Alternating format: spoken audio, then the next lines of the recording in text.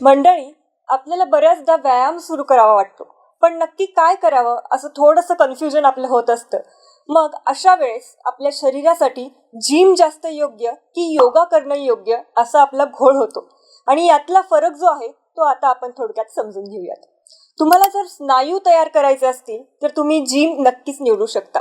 यासोबतच वजन जर कमी करायचं असेल तरी सुद्धा जिम हा एक उत्तम पर्याय आहे.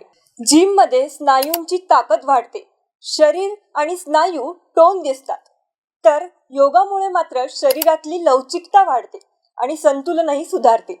योगामुळे अंतर्गत स्नायू बळकट होतात, ज्यामुळे दुखापतीचाही आपल्याला धोका नसतो. आरोग्य आपलं संतुलित राहतं. योगामुळे शारीरिक मानसिक आरोग्याचा सर्वांगीण विकास होतो. आणि खरं बघायला गेलं तर जिमला वयाची अट असते, पण योगाला मात्र विशिष्ट वयोमर्यादा नाही.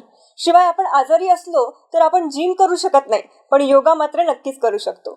आपल्या शरीराची गरज ओळखून आपल्याला ठरवायचं असतं की आपल्याला योगा करायचंय का जिम.